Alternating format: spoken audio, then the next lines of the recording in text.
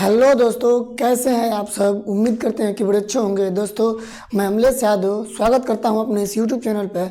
दोस्तों, जैसा कि आप सब जानते हैं, हेलो एल्केन एवं हेलो एरिन चल रहा था, ठीक। तो आज हम आपके सामने पार्ट 4 लेके आए हैं, जो कि पार्ट 3 अवेलेबल हो चुका है। पहले वहां से पढ़ ले तब यहाँ पे आए।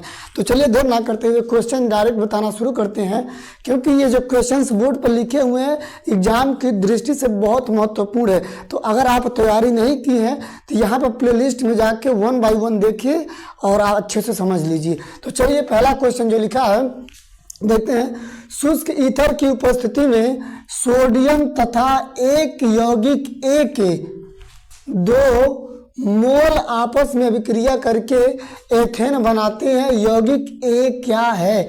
यानी कह रहा है कि एक तो सोडियम है, क्रिया कारक की बात कर रहा है, सोडियम है और उसके जगह पर प्लस ए लिखा है, ठीक। तो ये दोनों अभिक्रिया करेंगे तो एथेन बनाएंगे। तो ए के जगह पर ऐसा क्या हम यौगिक रख दें कि हमारा एथेन मिल जाए। तो आप अगर क्लास लिए होंगे तो भी ठीक है, नहीं लिए होंगे तो यहाँ पर सीख लीजिए। देखिए, एक जगह पर बोला है कि ए लीजिए और एक जगह पर बोला है सोडियम लीजिए, और हम अभिक्रिया कराएंगे किसकी उपस्थिति में? शुष्क ईथर। आप लिख दोगे शुष्क ईथर, एरो के ऊपर आप लिख सकते हैं शुष्क ईथर, ठीक। यहाँ पर आपको बनाना है CH क्या मेथेन केथेन एथेन बनाना है CH3 आपको यही बनाना है। तो हम क्या लें? तो दिमाग अगर आप पर थोड़ा सा भी काम कर रहा है तो ये काम करिए, आप एक जगह पर लीजिए CH3 आई, ठीक। क्योंकि देखिए, अगर हेलो एल्केन और हेलो एरिन पढ़ रहे हैं तो आपका जो एल्केन आएगा उसके साथ आपको क्लोरीन ब्रोमीन आयोडीन 4 चीज जोड़नी पड़े। क्लोरीन ब्रोमीन आयोडीन तीनों में से कोई जोड़ दीजिए, तो हम यहाँ पर आई जोड़े हैं, ठीक। और या तो आप ये ना मन करे तो आप क्या जोड़ दीजिए, आप Cl जोड़ दीजिए, ठीक। तो यहाँ से आप ये कहेंगे कि अगर सोडियम चला जाए किसके साथ? क्लोरीन के साथ, तब तो यहाँ पर बाहर निकलना चाहिए आपका NaCl। उस हिसाब से चला जाएगा तो खाली CH3 बचेगा। तब ये CH3 कहाँ से आ गया, ठीक। तो एक CH3 ज़्यादा हो जा रहा है तो हमें एक CH3Cl और जोड़ना पड़ेगा। तो हम इसको थोड़ा आगे सरकाते हैं और यहाँ पर एक और ले लेते हैं। देखिए ऐसे करके अच्छे से ज़रा इसको लिख दूँ तो CH3Cl प्लस आपका Na था ही था, फिर यहाँ पर C ऐसे लिखना चाहता हूँ, इसको Cl इधर कर देना चाहता हूँ और ये CH3 ऐसे करना चाहता हूँ, ठीक। तो आप देख पा रहे होंगे इसमें ये तो सारा चीज़ें एक साथ चला जाएगा क्योंकि आयनिक यौगिक दिखाई दे रहा है।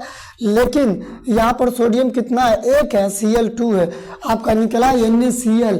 आप कहोगे कि Cl तो 2 है इसीलिए यहाँ पर लगाओगे आप 2, तो सोडियम भी 2 हो गया, तो सोडियम के आगे भी आप लगा देंगे यहाँ पर 2, ठीक। तो यहाँ पर CH3 बचा और CH3 बचा। तो एरो के ऊपर जो शुष्क लिखे थे आप, शुष्क ईथर यानी शुष्क ROR ये भी लिख सकते हैं। तो यही होता है आपका एथेन, ठीक। एथेन, इसे हम लोग उर्टज अभिक्रिया भी कहते हैं, याद रखिएगा इसे उर्टज अभिक्रिया भी बोला जाता है, जो एग्जाम के लिए बहुत ही दृष्टि है। मान लीजिए जितना ट्रिक मानना बहुत ही महत्वपूर्ण है। तो आपने क्या सीखा कि 2 मॉलिक्यूल क्लोरोमेथेन की क्रिया सोडियम के साथ शुष्क ईथर की उपस्थिति में कराते हैं तो एथेन बनता है और सोडियम क्लोराइड बाहर निकल जाता है, ठीक। ये बना आपका। चलिए आगे आते हैं। क्वेश्चन में लिखा है निम्नलिखित अभिक्रिया को पूर्ण कीजिए। तो अभिक्रिया में देख रहे होंगे लिखा है CH3 CH2 CH2Br यानी ब्रोमोप्रोपेन कहेंगे इसे। उपस्थिति लगाया किसका? KOH। फिर यहाँ पर एक जगह पर कुछ न कुछ प्रोडक्ट बनेगा, ठीक। फिर उसे हीट करेंगे तो B के जगह पर कुछ न कुछ बनेगा। तो यहाँ पर लिखने के लिए थोड़ा हम गैप बना लेते हैं, क्योंकि गैप बनाना भी जरूरी है। क्योंकि गैप नहीं बनाएंगे तो इतना सारा आराम से नहीं लिख पाओगे आप, ठीक। तो चलिए यहाँ से लिख देते हैं। यहाँ पर आपने क्या किया था? इसको हीट किया गया था। तो पहले आप B के जगह पर जो B था इसमें जब रिएक्शन कराएंगे तो क्या बनेगा आपका? देखिए तो इस पर ब्रोमीन पर होता है निगेटिव चार्ज और इस पर होता है पॉजिटिव चार्ज।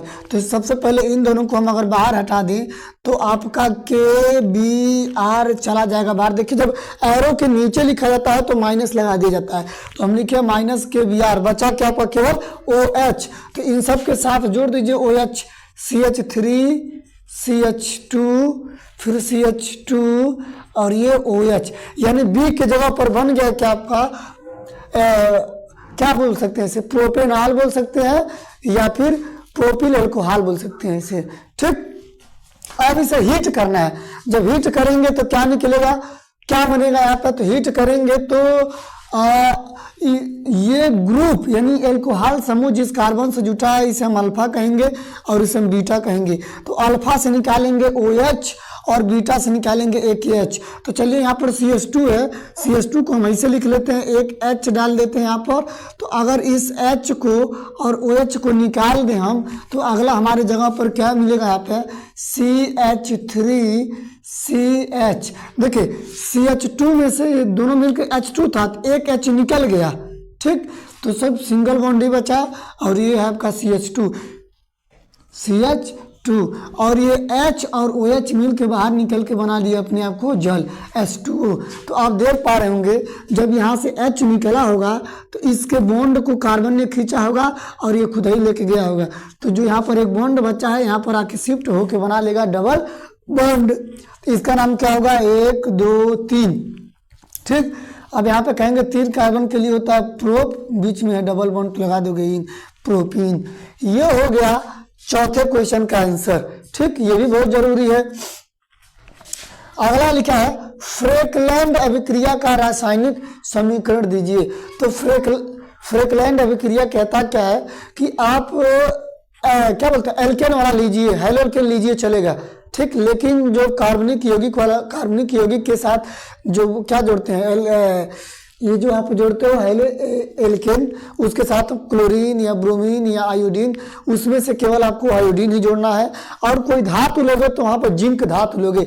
जिंक की वजह से इस फ्रेकलैंड की पहचान होती है। तो चलिए देखते हैं इनकी उत्तर, यहाँ पे पहले लिख लें CH3CH2। ठीक, और यहाँ पर आप जोड़ दीजिए I और आप करा दीजिए किसके साथ, जिंक के साथ रिएक्शन। अब आप कहेंगे सर यहाँ पर I हम क्यों लिए, Br भी तो C ले सकते थे, Cl भी नहीं, आप I ले लोगे। और विशेष धातु होता है जो क्या जिंक होता है, क्योंकि जिंक की वजह से इनकी पहचान होती है। ठीक, तो आप इस हिसाब से कहेंगे कि इस पर निगेटिव चार्ज और इस पर पॉजिटिव चार्ज ये दोनों एक पास चले जाएंगे। ठीक है, चले जाएंगे, लेकिन जाने के बाद पता ही चलता है आपको कि ZnI2 बनेगा, क्योंकि जिंक की सजगता होती है +2 और इसके -1, तो ZnI2 होगा। इस हिसाब से I हमें 2 लाना पड़ेगा। ठीक, इसीलिए यहाँ पर एक मॉलिक्यूल और लाना है आपको, क्योंकि ब्यूटेन बनाना है। ब्यूटेन फ्रेकलैंड अभिक्रिया में हमेशा ब्यूटेन बनता है, तो यहाँ तो खाली एथेना बनने का चांस दिखाई दे रहा था। तो एक और लीजिए आप, इसको ऐसे कर दे रहा हूँ, I को ला दे रहा हूँ इधर, उसके बाद CH2CH3, ये हो गया आपका। ठीक, तो यहाँ से सीधे देखिए ये सारी चीज़ें एक साथ चली जाएंगी, यानी ZnI2 क्या बनेगा यहाँ पर, पहले ZnI2 को हम बाहर निकाल दे रहे हैं, यानी जिंक आयोडाइड बन गया आपका। बाकी बचा क्या है, CH3 CH2 CH2 CH3, यानी CH2 CH3 1 2 3 4 कार्बन के लिए होता है एथेन, तो यहाँ पर हम लिख देंगे एथेन। ये होता है आपका फ्रेकलैंड अभिक्रिया का रासायनिक समीकरण। बहुत ही इंपॉर्टेंट होता है ये क्वेश्चन। ठीक है ना, केवल सन लिखे नहीं है इसके आगे, लेकिन ये प्रीवियस ईयर का क्वेश्चन है, लगभग लगातार कई साल पूछा गया है, तो हो सकता है इस साल भी पूछा जाएगा। तो आपने क्या किया, ठीक, 2 मॉलिक्यूल ले लिया था आपने हाइड्रोएथेन, जिंक के साथ अभिक्रिया करा दिया तो जिंक हाइड्राइड बाहर चला गया और एथेन बन गया। ठीक, तो चलिए देखते हैं इस वाले क्वेश्चन को। लिखा एथिल ब्रोमाइड की किसी एक नाभिक स्नेही प्रतिस्थापन अभिक्रिया का रासायनिक समीकरण दीजिए। तो सबसे पहले हम एथिल ब्रोमाइड बनाते हैं यहाँ पे। ठीक, CH3CH2Br, हो गया आपका एथिल ब्रोमाइड। ठीक, किसी एक नाभिक स्नेही प्रतिस्थापन, यानी आप कोई एक नाभिक स्नेही वाला ले लीजिए, आप ले सकते हैं KCN यानी पोटेशियम साइनाइड। ठीक, आप जलीय एल्कोहल यहाँ पर लिख सकते हैं, एल्कोहली, जलीय एल्कोहली, जलीय एल्कोहली उपस्थिति लगा सकते हैं यहाँ पर। ठीक, तो इससे जब प्रतिस्थापन क्रिया की जब बात कर रहा है तो इसमें जो निगेटिव KCl में जो निगेटिव पार्ट वाला होगा क्या करेगा, इसके साथ आके जुड़ जाएगा और ये ब्रोमीन चला जाएगा के साथ, तो ये जाएगा के चला जाएगा किसके साथ, Br के साथ। तो लिख लेते हैं यहाँ पर के Br के साथ चला गया और ये जो Cn है चला आएगा इसके साथ, यानी CH3CH2Cn, इसका नाम हो जाएगा साइनो एथेन। यही होता है नाभिक स्नेही प्रतिस्थापन अभिक्रिया, यानी एथिल ब्रोमाइड से बन गया आपका साइनो एथेन। आप आई होप आपको ये भी समझ में आएगा, ये भी कई साल क्वेश्चन में पूछा गया है, बोर्ड में पूछा गया है, बहुत ही ज़रूरी है। चलिए लास्ट क्वेश्चन इसमें जो दिखाई दे रहा लिखा है वो देख लेते हैं। लिखा है क्लोरोफॉर्म को प्रकाश एवं वायु के प्रभाव से बचाने के लिए कौन सी सावधानी बरती जाती है। ठीक है, तो यानी हमें क्लोरोफॉर्म को अगर प्रकाश एवं वायु से न बचाया जाए तो कुछ भी हो सकता है, उनसे अभिक्रिया करके ब्लास्ट कर देगी, कुछ भी कर सकती है। इसीलिए उसे बचाने के लिए हम क्या करेंगे, सबसे पहले उसे एक क्या करेंगे, रंगीन बोतल में रखेंगे। तो कैसे लिखेंगे, क्लोरोफॉर्म को ऐसे लिखेंगे, क्लोरोफॉर्म को रंगीन बोतल, फिर कामा काले कागज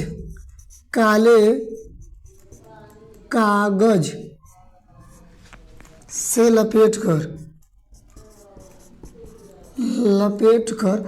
तथा 1% एथिल एल्कोहल मिलाकर रखना चाहिए,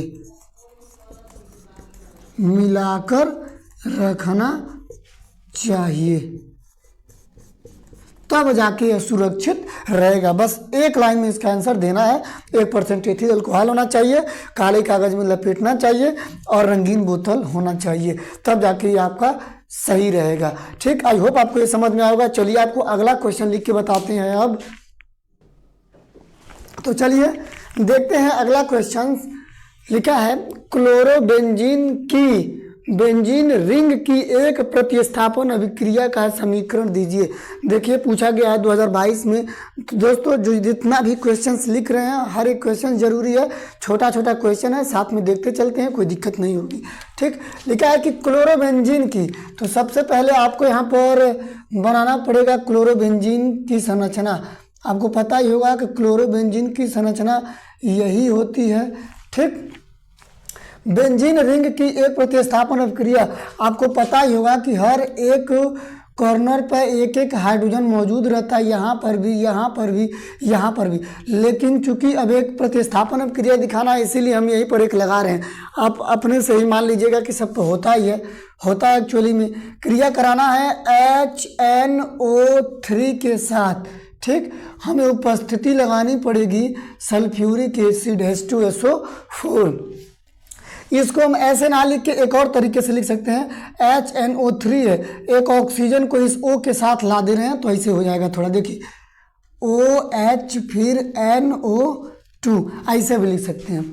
ठीक, तो जब प्रतिस्थापन अभिक्रिया होगा ये OH क्या करेगा, इस H को यहाँ से हटा के लेके चल देगा। ठीक, लेके चल दिया किस रूप में, हम लिख देते हैं यहाँ पर -H2O, यानी H2O तो लेके निकल गया, लेकिन जो NO2 होगा जुटेगा कहाँ पर, यहाँ पर H के जगह पर। तो एक संरचना बनेगी ये, मान लीजिए यहाँ पर पहले से यहाँ पर क्या था, Cl था और यहाँ पर एक मिल गया NO2। ठीक, लेकिन चूंकि ये बेंजीन रिंग का प्रतिस्थापन अभिक्रिया है तो आप कहेंगे सर केवल आर्थो पर ही हो सकता है, तो इस वाले पोजीशन को हम लोग बोलते हैं आर्थो पोजीशन, इसको बोलते हैं मेटा और इसको बोलते हैं पैरा। तो हमेशा बेंजीन रिंग की स्थापन जो प्रतिस्थापन एक ऑर्थो पोजीशन पर होती है और एक पैरा पोजीशन पे। तो आर्थो पर हमने करके दिखा दिया, तो पैरा पर भी करके दिखा दीजिएगा कि आप पैरा पोजीशन पर भी दिखाओगे। ठीक है, देखिए यहाँ पर क्लोरीन था, अब की बारी यहाँ के हाइड्रोजन को हटा के NO2 यहाँ पर आ गया। तो ये वाला आर्थो पोजीशन और ये पैरा पोजीशन। तो नाम क्या होगा, ये आर्थो पर है तो लिखोगे आर्थो, उसके बाद नाइट्रो, NO2 को बोलते हैं नाइट्रो, और क्लोरो Cl है तो क्लोरो, और ये बेंजीन, ये होगा इसका नाम। इसका नाम क्या होगा, पैरा पोजीशन पर जुड़ा है तो लिखोगे पैरा, फिर नाइट्रो, पैरा पर नाइट्रो है तो लिखोगे पैरा नाइट्रो क्लोरो बेंजीन, ये हो गया इसका रिएक्शन। ठीक, चलिए क्वेश्चन नंबर 9 देखते हैं हम। क्वेश्चन नंबर 9 देख रहा है कि फीटिंग अभिक्रिया पर संक्षिप्त टिप्पणी लिखिए। 2022 में नहीं बल्कि इसके पीछे भी देखेंगे तो 18, 19 यानी 20, 21 लगातार पूछा है, 23 में भी पूछा गया, तो हो सकता है इस साल भी पूछा जाएगा। हमने तो केवल एक ही साल लिख दिया 2022, यानी पीछे भी पूछा गया है।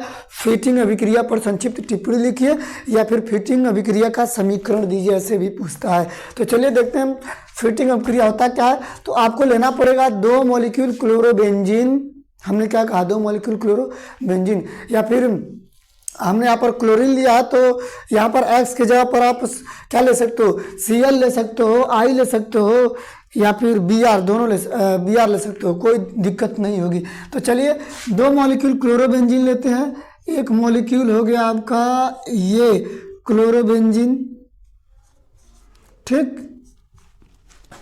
क्रिया किसके साथ कराएंगे, तो क्रिया हम करा देंगे Na के साथ। हाँ, Na के साथ करा देंगे। हमने कहा था आपको कि 2 मॉलिक्यूल लेना पड़ेगा आपको क्लोरोबेंजीन। ठीक, एक मॉलिक्यूल ही, एक मॉलिक्यूल ही। याद रखिएगा आपके बुक में आपके अदर टीचर पढ़ाएंगे, हो सकता है कि आगे ही 2 लगा दे, यही 2 मॉलिक्यूल हो जाता है, लेकिन हम इसको अलग अलग जानबूझ के लिखे ताकि आपको अच्छे से समझ में आए। तो देखिए यहाँ से निकलेगा Cl और यहाँ से निकलेगा Cl, ये दोनों चले जाएंगे किसके साथ, एक साथ, तो बनेगा 2 NaCl, क्योंकि इसकी भी संयोजकता 1 + 1 होती है और इसकी -1, तो ये दोनों मिलके बनाते हैं NaCl। इस हिसाब से कहोगे क्लोरीन 2 है तो आगे आप लगाओगे 2, तो सोडियम भी 2 हो गया, तो यहाँ पर भी आपको लगाना पड़ेगा 2, तो इसीलिए हमेशा सोडियम रहेगा 2। ठीक, हो गया आपका 2 NaCl। अब देखिए बचा केवल ये और ये बेंजीन बचा, तो आप दोनों बेंजीनों को क्या करोगे, कुछ ऐसे आप एक साथ जोड़ दोगे।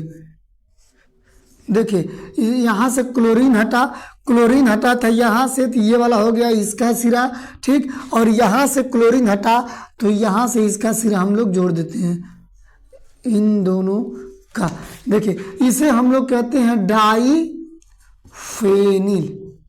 यानी उल्टा क्या होता है, फीटिंग अभिक्रिया क्या कहती है कि जब 2 मॉलिक्यूल क्लोरोबेंजीन की क्रिया सोडियम के साथ आप कराते हो तो डाईफेनिल बनता है।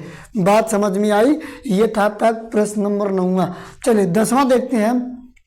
बढ़िया क्वेश्चन ये भी है, लिखा है ग्रिगनार्ड अभिकर्मक के उपयोग लिखिए। इसका आंसर हमने पहले से ही लिख लिया है। देखिए यहाँ पर लिखा क्या है, ग्रिगनार्ड अभिकर्मक का उपयोग में लिखा है कि ग्रिगनार्ड अभिक्रिया अत्यधिक क्रियाशील होता है। आप सबको ही पता होगा ग्रिगनार्ड अभिक्रिया अत्यधिक क्रियाशील होता है और प्रोटॉन के किसी भी स्रोत से क्रिया करके हाइड्रोकार्बन का निर्माण करता है। आपको ये बात याद रखनी पड़ेगी, ग्रिगनार्ड एक क्या होता है, क्रियाशील होता है, ठीक है ना, हाइड्रोकार्बन बनाने में एकदम सक्षम होता है। किसके, प्रोटॉन से क्रिया करके, यानी प्रोटॉन के किसी भी स्रोत से क्रिया करके हाइड्रोकार्बन बनाने की क्षमता बहुत तेज रखता है, निर्माण करता है। ठीक, यहाँ पर देखिए हमने एक एग्जाम्पल्स लिखा है, जैसे RMgX, यही होता है ग्रिगनार्ड। आप क्रिया कराए हो किसके साथ, H2O के साथ, तो H2O को अगर हम क्या करें HOH ऐसे भी तो लिख सकते हैं। तो यहाँ से देखिए ये R चला जाएगा इस H के साथ, बन जाएगा RH और बाकी Mg की संयोजकता आपको पता होगा। देखिए Mg की संयोजकता 2 होती है, तो एक पर क्या बचेगा, ये OH जुट जाएगा और एक पर बच जाएगा ये X, ठीक है। इसीलिए लिख दिया गया है MgOH और X, ये आपका एल्केन बन गया। फिर नीचे एक बार देखिए, ये RMgX लिया गया है ROH, तो इसको भी ऐसे करा दीजिए। मान लीजिए आपका अगर ये RMgX है, क्रिया कराई गई है ROH के साथ, एल्कोहल के साथ जब कराई गई है तो ये दोनों एल्केन एल्केन जुट जाएंगे आपस में, और बाकी ये क्या बनेगा, Mg पर एक X और यहाँ पर एक नहीं, यहाँ पर क्या हो जाएगा ROH आ जाएगा,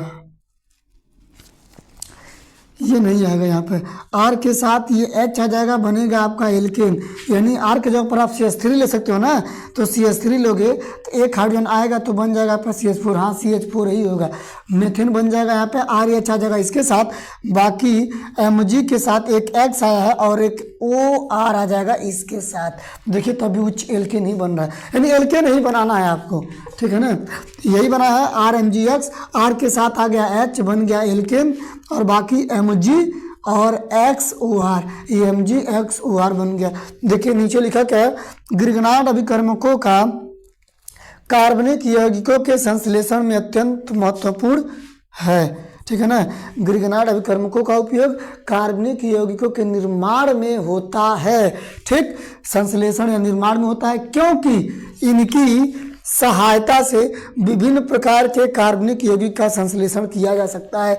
क्योंकि ग्रिगनार्ड की अगर उपयोग किया जाए तो कई कई प्रकार के कार्बनिक यौगिकों का निर्माण कर सकते हैं। बात समझ में आई? तो अगर आपको न समझ में आएगा तो वीडियो को फिर एक बार पीछे से देखेंगे तो समझ में आ जाएगा। तो दोस्तों उम्मीद करते हैं आपको सब समझ में आया होगा। हमारे वीडियो को लाइक करिएगा और जितना ज़्यादा हो सके पूरे वीडियो को अपने दोस्तों तक शेयर करिए और चैनल को सब्सक्राइब करिए। मिलते हैं अगले वीडियो में कुछ क्वेश्चन को लेकर, तब तक के लिए आप पढ़ते रहिए।